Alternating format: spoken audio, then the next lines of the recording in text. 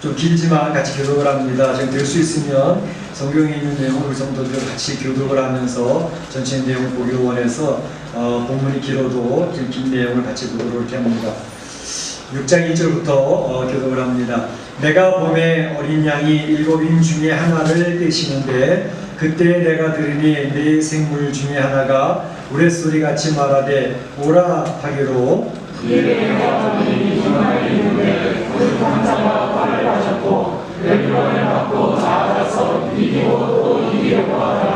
둘째 인을 떼실 때에 내가 들으니 둘째 생물이 말하되 오라 하니 이에 다른 붉은 말이 나오더라. 그 간자가 떠들다가 땅에서 강하는 자를 버리며 서로 죽이게 하고 또 그 말을 받았더라. 셋째 인을 떼실 때에 내가 들으니 셋째 생물이 말하되 오라 하기로 내가 보니 검은 말이 나오는데 그 탄 자가 손에 저울을 가졌더라.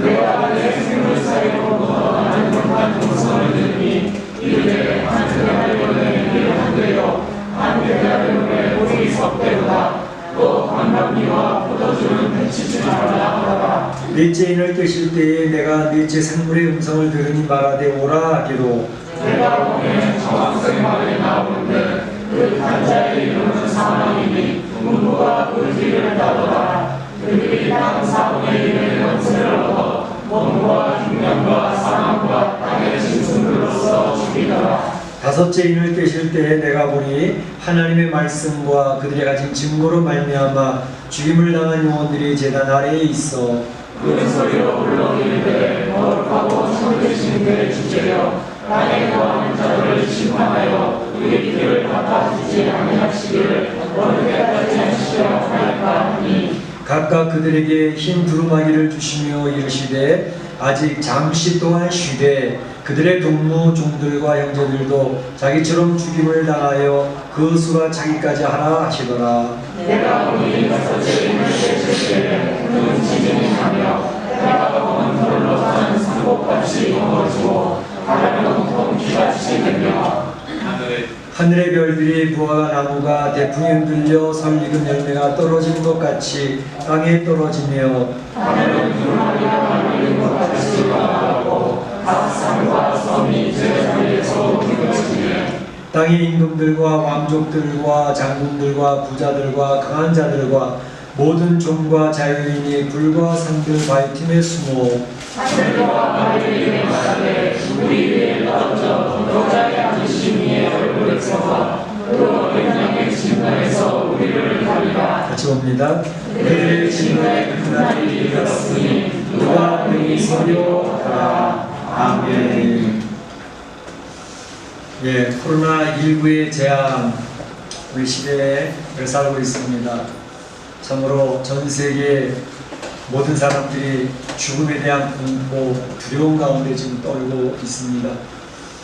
될 수 있으면 빨리 백신이 개발되어지고 이제 한 4개월 정도 있으면 나올 수 있지 않을까 생각합니다. 모더나에서 제품이 지금 이제 3만 명 이제 제3상 마지막 단계 임상 실험을 하고 있다고 하니까 큰 부작용이 없다고 그러고 또 뭐 이제 파이자도 그렇고 또 존슨앤존슨에서는 한 번만 1회 접종으로 강력한 항체가 생기는 그러한 결과가 나왔다는 좋은 소식도 들려지고 있는데 속히 이제 백신이 개발되어져서 이제 모든 사람들이 백신을 맞고 또 치료제도 이제 나와서 이 코로나19가 빨리 조식이 이루어져서 정상적인 삶으로 회복이 되어주면 참 좋겠다는 생각이 있습니다. 오늘 본문에 있는 내용이 이제 재앙의 시대, 재앙에 대한 내용을 이야기하고 있는 것을 볼 수가 있습니다. 그래서 제6장에서부터 이제 재앙이 시작하는 6인을 띠므로써 재앙이 시작되어지는 것을 보여주고 있는데 저희가 이제 요한계시록 쭉 살펴보고 있지 않습니까? 이 요한계시록 살펴보면서 중요한 것은 요한계시록의 어떤 한 부분을 깊이 살펴보고 이게 뭐지? 그리고 해석하는 것보다는 이제 요한계시록 전체의 그림, 그 구도, 그 구조를 먼저 잘 파악하고 있는 것이 굉장히 필요합니다. 그래서 나무를 보는 것보다는 숲을 볼 수 있는 그런 눈이 먼저 생겨져야 이제 나중에 들어가서 하나씩 하나 살펴볼 때에도 한 붓으로 치우치지 아니하고 바르게 볼 수 있는 그러한 분별력이 생길 수가 있겠습니다. 그래서 요한계시록 전체를 볼 수 있는 그러한 구조를 성도님들 기억하기 원해서 제가 전체적인 요약 정리를 가끔씩 하는데, 우선 1장부터 3장까지 나왔던 내용은 뭐였죠? 바로 소아시아에 있는, 지금 터키에 있는 7교회에 대해서 말씀을 드리지 않았습니까? 그래서 7교회, 그 교회를 그림을 한번 그리면서 설명을 드렸는데, 시계 돌아가는 방향으로 7개의 위치를 생각을 하면서 해보라고 했습니다. 그래서 저녁 8시 시작부터 이제 시계 도는 방향으로 가는데, 저녁 8시쯤에 위치해 있는 곳이 어느 교회? 첫 번째 나왔던 교회가 에베소 교회. 에베소 교회였죠. 첫사랑 여러분의 에베소 교회. 그 다음에 두 번째, 저녁 9시 정도에 위치해 있는 교회가 어느 교회? 서모나 교회. 서모나 교회는 하나님 칭찬만 받았던 교회입니다. 그 다음에 또 12시 방향에 가면 12시에는 그쪽에 위치해 있는 교회 이름은 버가모 교회. 그렇죠? 버가모 교회. 그 다음에 1시 방향에 있던 교회는 두아디라 교회.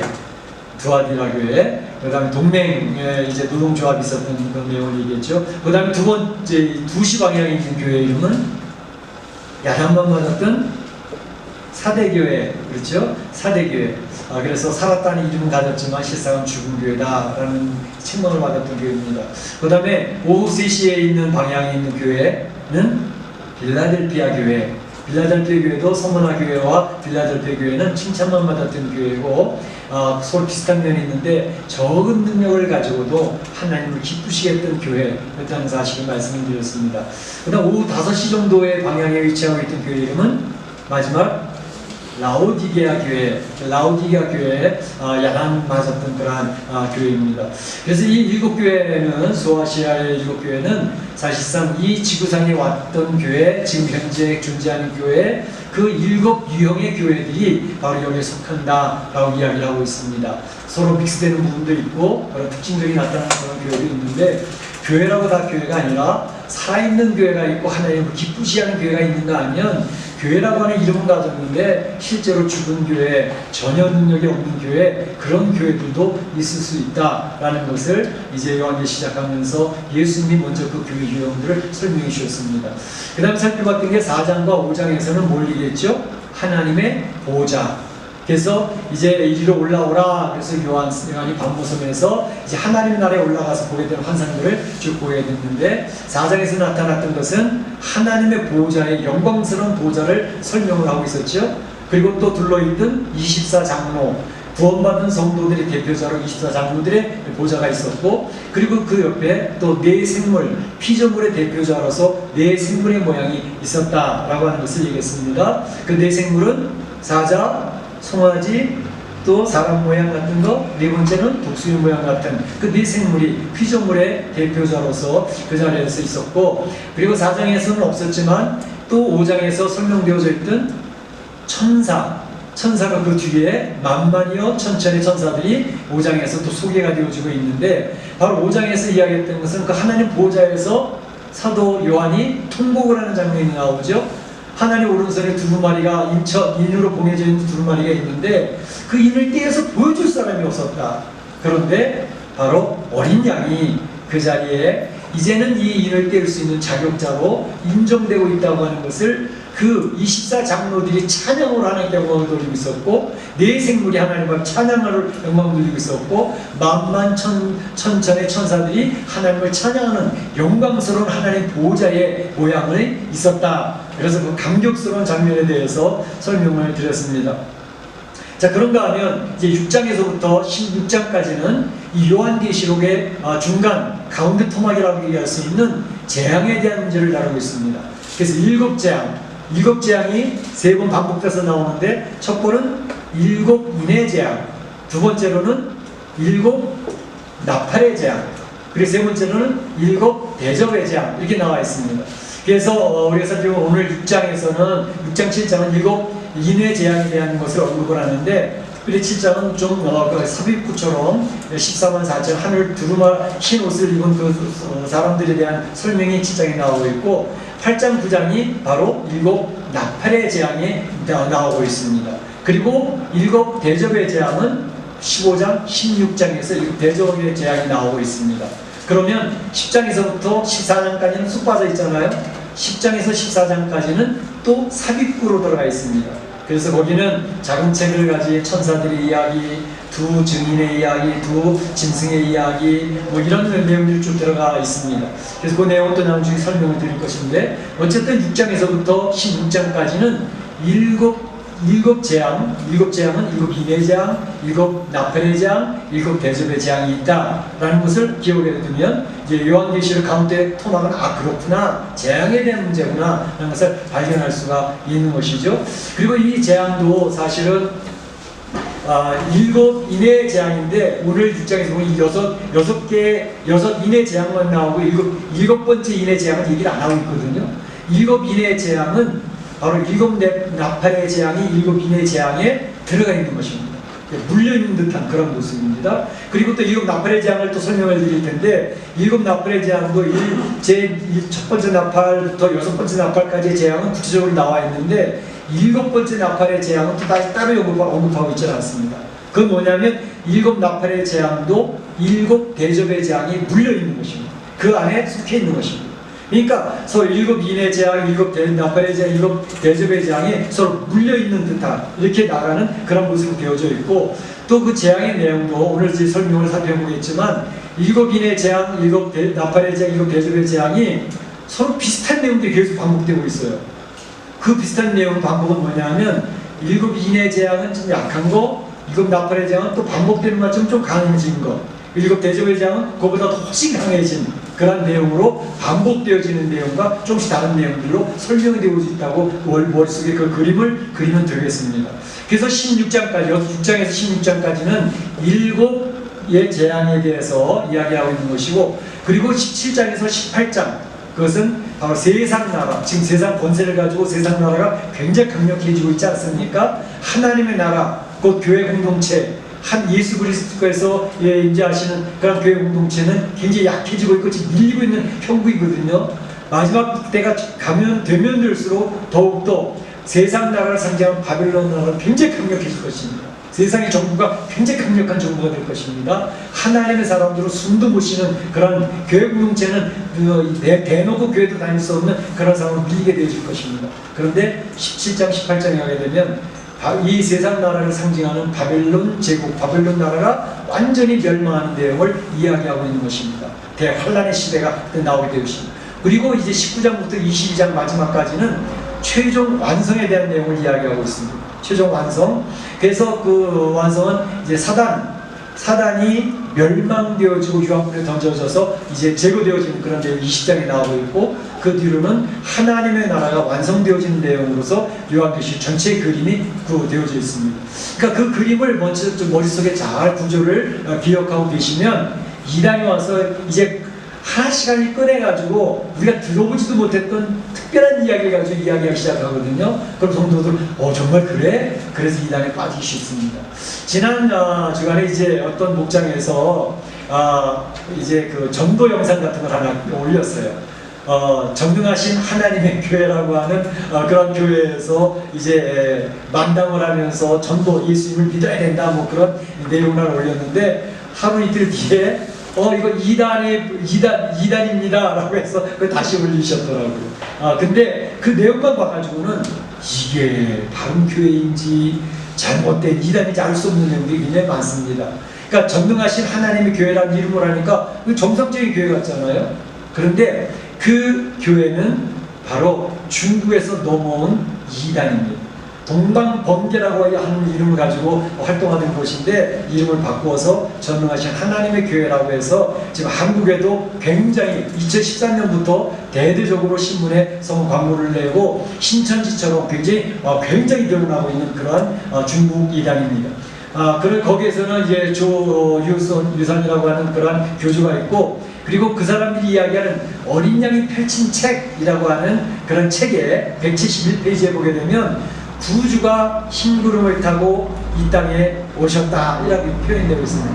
근데 그 구주가, 메시아가 이 땅에 흰구름 타고 오셨다 그랬는데, 그 구주가 누구냐 하면 바로 이제 전능하신 하나님의 교회, 그 교회에 잘못된 그런 이단의 교주 양형빈이라고 하는 그런 여자, 그 여자가 이제 그 교주가 이제 그 구주라고, 그러니까 여자 그리스도가 구주라고 해서 이제 나오는 것을 볼 수가 있습니다.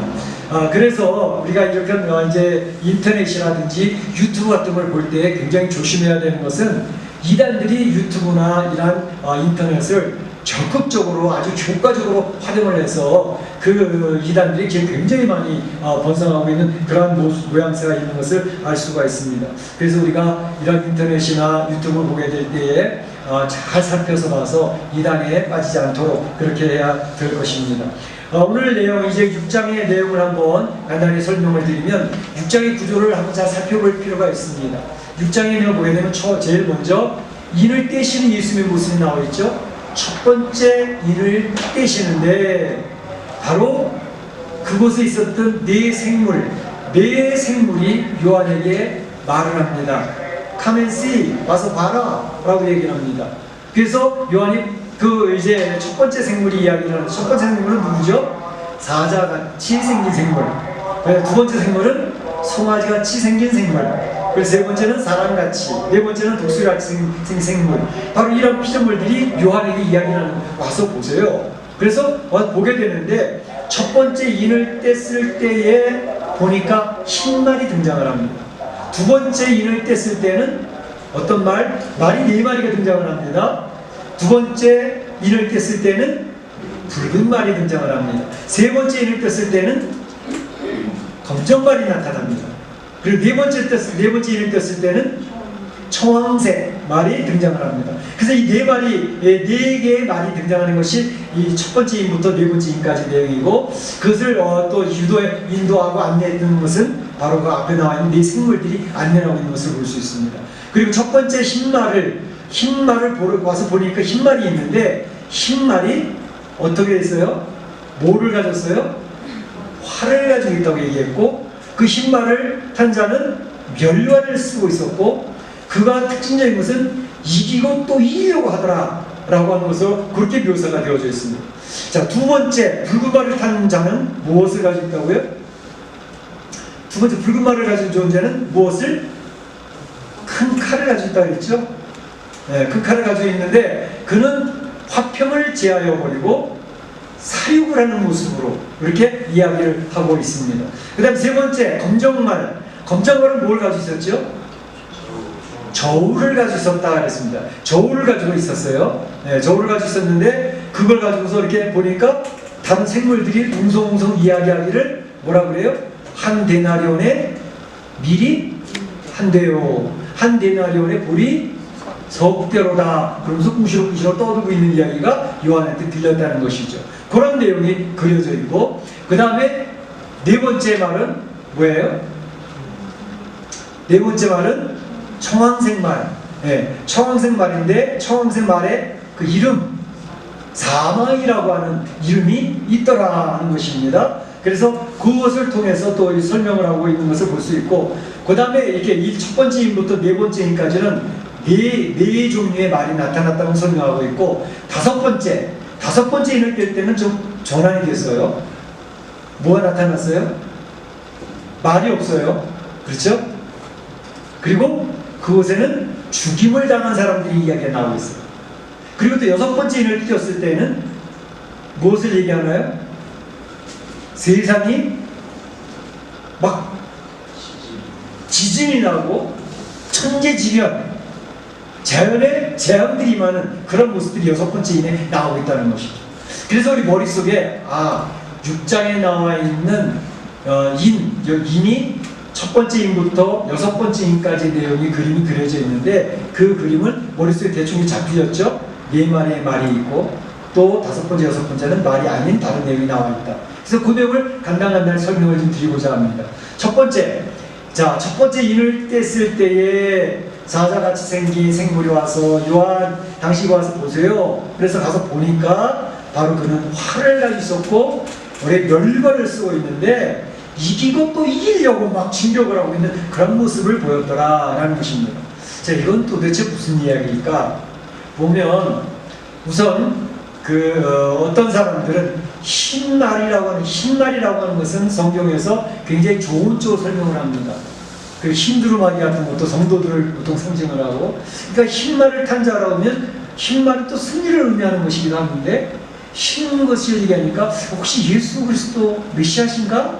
라고 생각하는 사람들도 없지 않아 있었어요. 그런데 예수님이 지금 하고 계시는 일은 뭐냐 하면 인을 떼고 계시는 일을 하고 계시기 때문에 그 흰말을 타신 분이 예수님이라고 하는 그 해석은 좀 무리가 있다라고 하는 것입니다. 그런가 하면 어떤 사람들은 그 뒤에 두 번째 말, 붉은 말, 검정색 말, 또 청황색 말을 타고는 그들이 재앙을 행하는 그러한 사람들이기 때문에 그것으로 연결해서 본다 그러면 혹시 악의 세력, 흰말을 탔지만 악의 세력이 아닐까? 라고 생각하는 학자들도 있다라는 것입니다.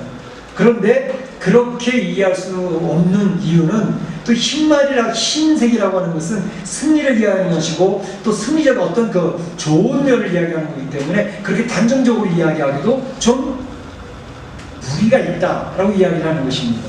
그래서 이제 요한계시록 해석을 할 때 성경적으로 접근하려고 하는 해석하는 분들은 굉장히 신중하게 해석을 합니다. 단정적으로 해석을 하기보다는 이러이러한 모습들이 있는데 우리가 성경적인 전체 흐름을 볼 때 이것은 큰 무리함이 없겠다라고 이렇게 접근을 하면서 해석을 하죠. 그런데 이단들은 아주 단정적으로 자기들만 이런 특별한 계시를 이해하게 된 것처럼 그렇게 설명을 하면서 성도들을 현혹을 하는 것입니다. 니네 목사님이 몰랐어 그래. 하나님 우리한테 계시해 주셨거든. 이거는 분명히 이거야 라고 이야기를 하면서 성도들이 그 말에 걸려서 넘어가는 경우들이 굉장히 많이 있더라는 것입니다. 성경은 바로 그 이야기를 하고 있어요.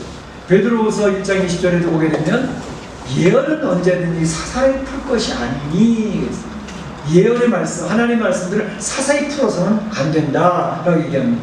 또 3장 16절에도 보게 되면 알지 못한 어려운 것들이 있으니 억지로 풀다가 멸망에 이르느니라 라고 얘기되고 있어요.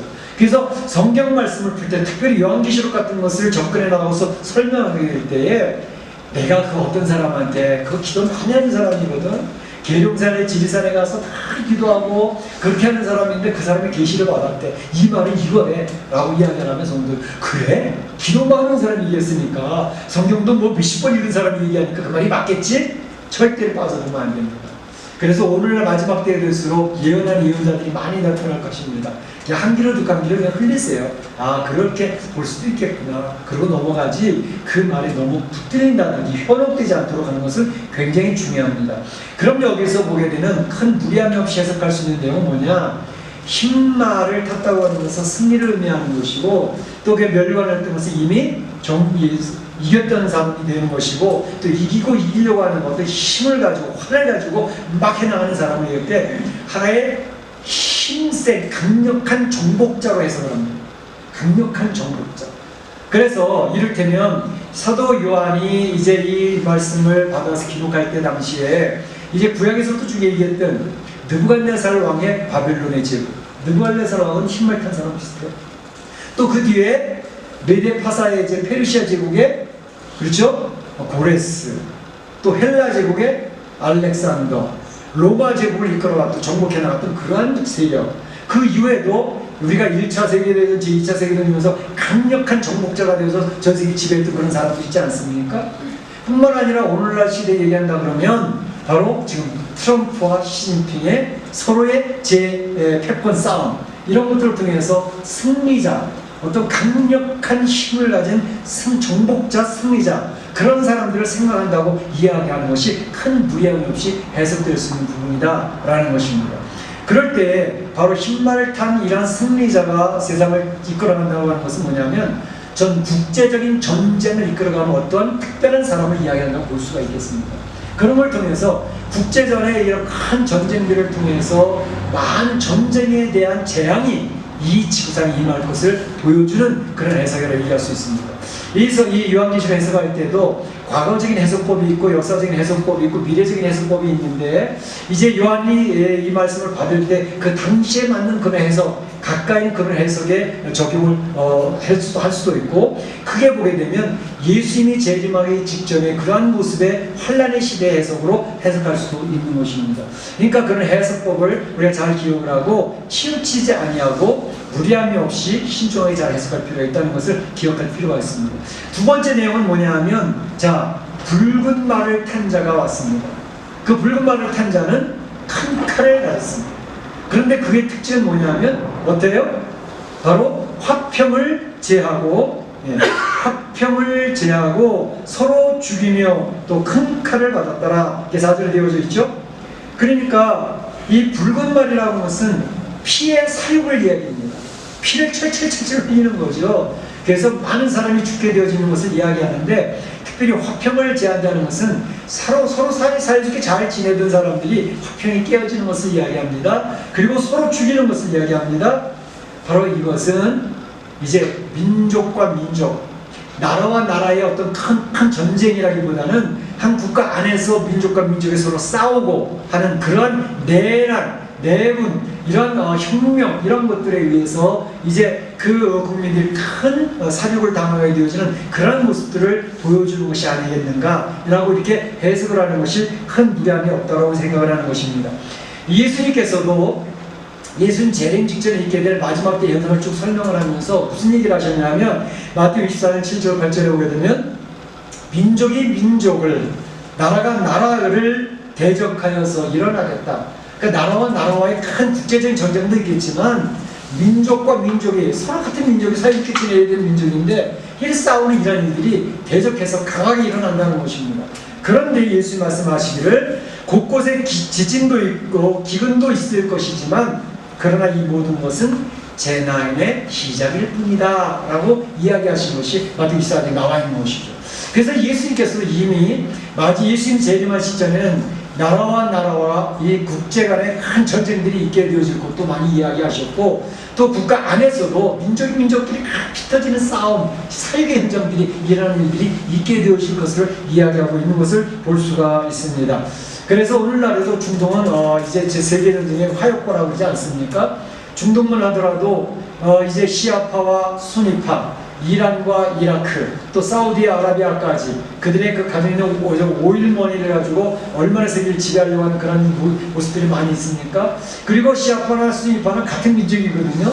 얼마나 피 터지게 싸웁니까? IS라고 하는 이제 이슬람 제국을 세우면서 엄청 많은 사람이 살해당하지 않았습니까? 이러한 모든 것들이 바로 그런 것들을 보여주는 하나의 현상이라고 이야기할 수가 있겠습니다. 그런데 오늘 예수님께서 이것을 이야기하시면서 한 가지 제안을 걸고 있는 것은 4절에 그들이 이러한 나라와 나라와 싸우고 민족이 싸워서 많은 피를 흘린 살게 전쟁이 있겠지만 그것은 하나님의 허락하에서 가능한 것이다 라고 이야기했어요. 하나님이 허락해 주셔야 이런 일들이 벌어진다는 것을 이야기하고 있습니다. 예수님께서 이제 마태복음 10장 29절에도 보면 참새 2마리가 한 아싸리원에 팔리는 것이 아니냐? 그러나 하나님이 허락하시지 않으면 참새조차도 팔릴 수가 없어 라고 이야기를 합니다. 하나님께서 자연 만물에 일어나는 한 가지 자연현상도 하나님의 허락 가운데서 일어나는 것이라면 바로 한 국가의 전쟁, 내란, 혁명, 하나님이 허락해 주셔야 일어나는 일이야. 하나님의 때에 맞게 하나님의 방법으로 이루어진다는 것을 꼭 기억해라. 이것은 곧 우리 삶에도 그에 적용됩니다. 우리 성도들의 가정에 부부가 싸움을 한다든지 부모와 자녀 간에 문제가 생겼다든지 사업에 특별한 문제 생겼다는 거 괜히 일어나는 일이겠어요? 참새 2마리보다 중요하지 않을까요? 우리 성도들은 하나님이 불꽃 같은 두 눈으로 지키시고 보호하시는 하나님의 백성인데 그 가정에서 일어나는 일, 그 사업들이 일어나는 일 한 가지 모두가 하나님의 뜻 가운데서 일어난다는 사실을 믿으시기를 축원합니다. 축원합니다. 우리는 하나님의 손 안에 있는 존재되는 것을 기억하시고 너무 두려워 떨지 마시기를 바랍니다. 세 번째 이럴 때니까 검은 말이 나왔어요. 근데 검은 말이 나도 검은 말은 저울을 들었다고 그랬어요. 검은 말을 탄 자는 저울을 들었는데 이 저울을 무엇을 이야기하는가? 우선 검은색이라는 것은 전쟁과 유혈의 그 결과로서 슬픔과 애곡과 황폐한 것을 이야기하고 있습니다. 바로 이 검은발 저울을 들었다고 하는 것에서 의미하는 것은 뭐냐면 경제적인 재앙들을 이야기합니다. 경제적인 재앙들. 사실 이 세상이 있음으로부터 시작되어져 가지고 누가 가르쳐주지 않아도 저절로 발전된 제도가 있는데 그게 자본주의가 아니고 자연 발생적으로 생긴 것이 자본주의인데, 자본주의의 가장 큰 폐단은 빈부격차가 너무 크다는 것입니다. 잘 사는 사람은 너무너무 잘 살고 못 사는 사람은 너무너무 힘들게 산다는 것이에요. 그래서 수정자본주의도 만들어지고 그랬지만 그것에 반하여서 야, 이 자본주의 가지고는 세상을 제대로 살 수가 없어. 그러니까 모두가 공평한 사회를 만들어야 돼. 국가가 강력한 힘을 가지고 공평한 사회를 만들기 위해서 사회주의를 만들자. 그래서 사회주의 제도와 공산주의 제도는 학자들이 만들어낸 정치 이론입니다. 그래서 사회주의를 시도를 하고 공산주의를 시도를 하는데, 문제는 그러면 공산주의 사회주의가 되면 모두가 평등하게 잘 살겠지? 전혀 그렇지 않더라는 것이 결론입니다. 이를테면 중국 공산당에서 지금 중국 공산당 지도부에 있는 사람들은 수억 달러를 지금 미국에, 호주에, 카나다에, 뉴질랜드에 계속 분산해가지고 저금을, 스위스은행에 저금을 해놓다고 있지 않습니까? 그런데 거기 중국 총리가 하는 말이, 우리나라는 아직까지 6억 명에 해당되는 인민들이 한 달에 17만 원 가지고 살아나는 나라입니다 라고 이야기를 하면서, 중국이라고 하는 공산주의 나라가 빈부격차가 자본주의 빈부격차가 더 크다는 사실을 인정하고 시인을 했습니다. 사회주의 제도도 마찬가지입니다. 사회주의를 멋지게 실천하겠다고 했던 사람이 바로 베네수엘라의 차베스 대통령입니다. 차베스 대통령이 2013년에 죽었지만 바로 그 이후에 또 이어서 부통령이었던 마두로가 이제 베네수엘라를 이제 참으로 사회주의, 모두가 잘 사는 나라 만들겠다고 해보지 않았습니까? 그런데 바로 그 나라가 어떻게 됐습니까? 그 나라는 중남미에서 가장 잘 사는 나라가 베네수엘라였습니다. 왜? 대량의 석유를 생산해서 전 세계에 공급하는 나라였거든요. 그래서 이 차베스나 마두로는 이 국민들에게 야, 이 가지고 있는 거 돈 다 나눠줘. 무상 배급, 무상 지원. 그래서 모든 국민들에게 막 100% 줬습니다. 막 줬습니다. 얼마나 신나고 얼마나 좋습니까? 그런데 석유값이 좋을 때는 아무 문제가 없었습니다. 어느 날 갑자기 석유값이 폭락하는 겁니다. 그러니까 바로 베네수엘라는 그렇게 막 먹고 놀고 즐기고 인생이 이렇게 즐거울 수 있을까? 세계 최고의 국민으로 살아가는 것 같이 했는데, 석유값이 떨어지면서 국가 부채율이 확 올라가 버렸고, 이제 그 나라 80%의 국민이 빈민으로 떨어졌어요. 그리고 또 공짜로 먹고 살다가 보니까 일하기도 싫어요. 고생하는 거 싫어요. 그 나라에서 공짜로 주고 먹고 살면 얼마나 좋았는데. 그런데 바로 그 인플레이션이 어느 정도 170만 %의 인플레이션이 일어났어요. 그러니까 하루아침에 나라가 삐덩어리고 전 국민이 80% 빈민이 되어져가지고 정말로 평등한 사회주의가 아니라 전체가 못 사는 나라, 중남미에서 가장 못 사는 나라가 되어졌습니다.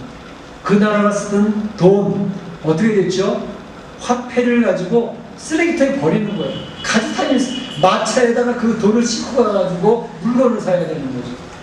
요만한 치킨 한 마리 사는데 큰 부대에서 돈을 가득 담아가지고 치킨 한 마리 사러 가더라. 그러니까 그 나라가 되겠느냐. 그 인플레이션이 바로 그 나라. 지금 현재도 역시 마찬가지입니다.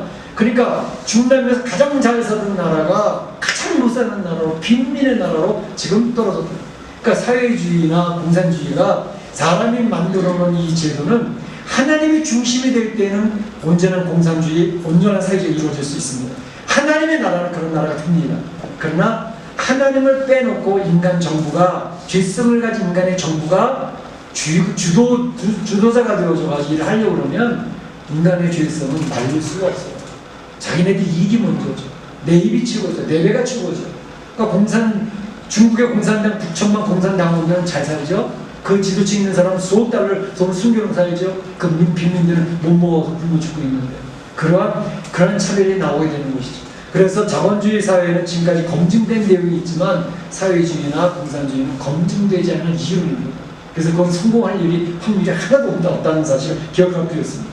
그래서 여기서 지금 이야기하는 것이 인플레이션을 얘기하고 경제적인 재앙을 이야기하는데 한 데나리온이 뭐라 그랬죠? 한 남자가 건장한 남자가 하루 동안 열심히 땀 흘려가지고 어떤 하루에 미국으로 얘기하면 한 50불 정도 됩니다. 요즘 많이 좀 한 100불까지 될지도 모르겠어요. 그 돈을 가지고 뭐를 사요? 밀가루 한 대벌 사는 거예요. 그 한 대 하루 종일 일을 해가지고 한 끼를 먹을 수 있는 보리 석 개를 살 수밖에 없어요. 그러니까 엄청난 인플레이션이 일어났다는 것을 이야기합니다. 그래서 검정말, 이 저울을 든 검정말 탄 자의 재앙은 경제적인 재앙을 의미하는 것을 이야기했습니다. 마지막 때에는 이러한 재앙이 이제 이 세상에 임하게 되어져서 갑자기 빈민들이 여기저기서 넘쳐나는 굶어 죽어야 되는 그러한 세상이 이루어질 것을 이야기하고 있습니다. 네 번째 이럴 때니까 어떤 일이 벌어졌어요? 청황색 말탄자가 나타났습니다. 청황색이라는 게 뭐예요? 좀 노리끼리하고 초록색을 띤 그러한 모습의 색깔입니다. 청황색. 이것은 환자, 침대에 누워있는 병약해진 그런 환자의 모습을 이야기하는 것입니다. 그리고 그 이름도 사망이라고 붙여져 있습니다. 사망, 그 원래 헬라어에는 다나토스라고 되어져 있는데 다나토스라는 게 죽음이라는 뜻이기도 하고 그것은 곧 전염병, 역병이라고 하는 말로도 해석이 되어진 단어입니다. 다나토스. 바로 이 죽음, 사망, 바로 이것을 이야기하는데 이것은 에스겔서 14장 21절에 보게 되면 불순종한 이스라엘 백성에 대해서 하나님의 심판을 이야기할 때 너희들에게 네 가지 재앙이 임할 것이니 기억하라. 첫째는 칼로 인한 재앙이 임할 것이다. 두 번째는 기근으로 인한 재앙이 임할 것이다. 세 번째는 사나운 짐승으로 인한 재앙이 임할 것이다. 네 번째는 오며 전염병으로 인하여 너희들의 재앙이 임할 것이다 라고 이야기를 하고 있는 것을 볼 수 있습니다. 그러니까 바로 이 네 번째 청황색 말단의 재앙은 질병의 재앙입니다. 전염병의 재앙입니다. 이 전염병의 재앙으로 말미암아 이 세계가 큰 어림을 당하게 될 것을 이야기하고 있습니다. 이미 우리가 살고 있는 이 역사 가운데 이 전염병의 큰 재앙을 당한 때가 있었습니다. 언제죠?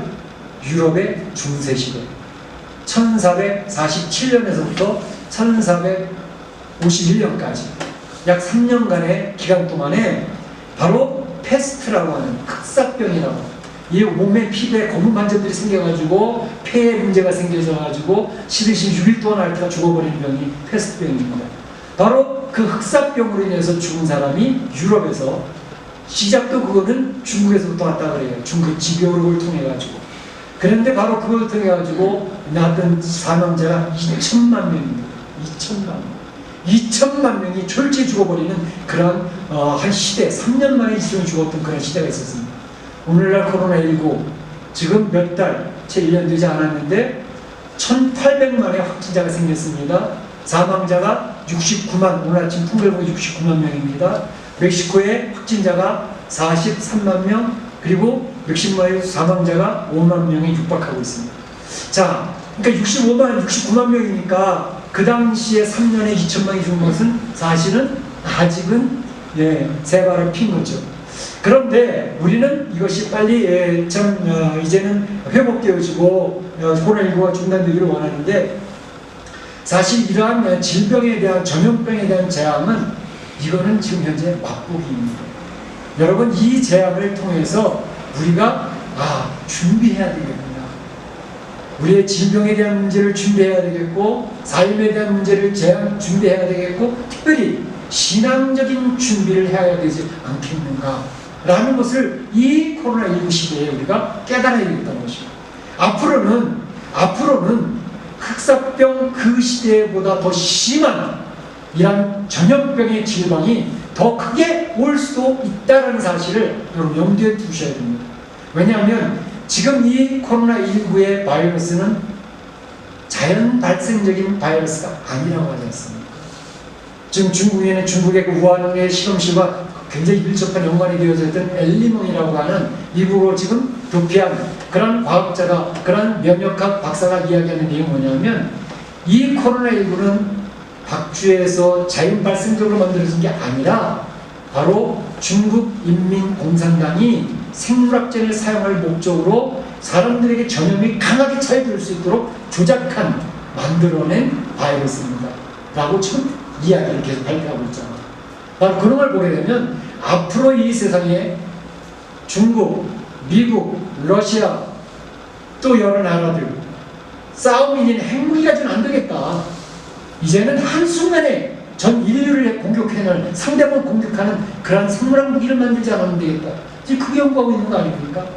그것이 개발되어져 가지고 자칫 잘못 누출이 되어져 가지고 이런 문제들이 생길 수 있다는 사실을 우리는 기억할 때 얼마나 강력한 생물학의 무기들이 지금 많이 준비가 되어져 있는지 여러분 상상해 보십시오. 무시무시한 일입니다. 그렇기 때문에 코로나19 이 정도의 문제가 아니라 앞으로는 상상도 할 수 없는 엄청난 역병이 이 지구상에 임할 수 있다는 것을 기억을 하고 우리가 어떻게 마지막 때를 준비할 것인가 라는 생각을 해봐야 되겠다는 것입니다. 그 다음에 다섯 번째 인에 대한 내용은 뭐냐 하면 바로 다섯 번째 인을 딱 떼는데 그때는 죽은 사람들의 이야기가 나옵니다. 죽은 사람들이 호소하는 이야기가 나옵니다. 그 죽은 사람들이 누굴까요? 오늘 말씀을 보니까 9절에 말씀 때문에 죽었던 사람들, 말씀을 전하다가 말씀을 강조하다 죽은 사람들, 또 그걸 증거하다가 하나님의 나라를 이야기하다가 주님에 대한 것을 이야기하다가 그 증거로 말미암아 죽임당한 영혼들이 제단 아래에 있었다 그랬습니다. 그 제단 아래에 있던 뭐예요? 옛날에 번제를 드릴 때 소를 잡아온다, 송아지, 양을 잡든지 하면 그걸 잡아서 그 피를 제단 아래에 뿌리거든요. 그래서 그 번제물의 피가 보이게 되는 것인데 바로 이런 하나님을 섬기던 하나님의 백성들이 세상에서 말씀을 증거하는 것 때문에 죽임을 당합니다. 하나님의 나라를 증거하는 것 때문에 그들이 순교를 당합니다.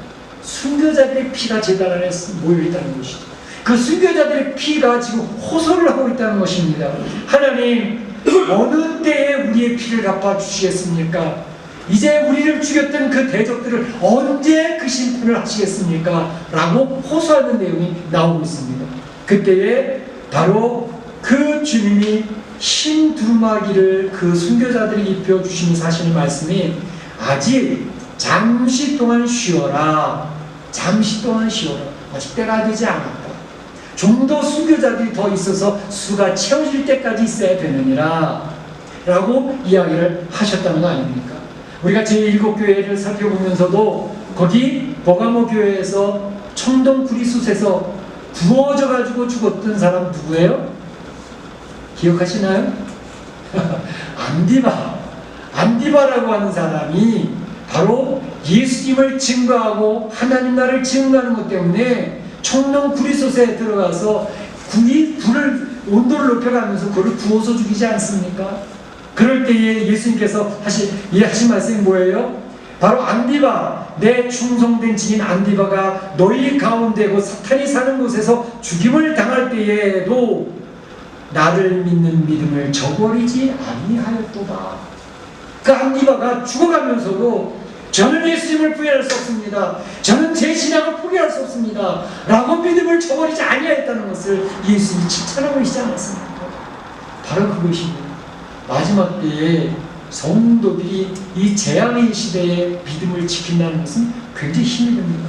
말씀 전했다고, 예수님을 증거했다고 그들의 목에 칼을 대어서 찔러 죽이는 거 아닙니까? 피를 흘려서 죽는 거 아닙니까?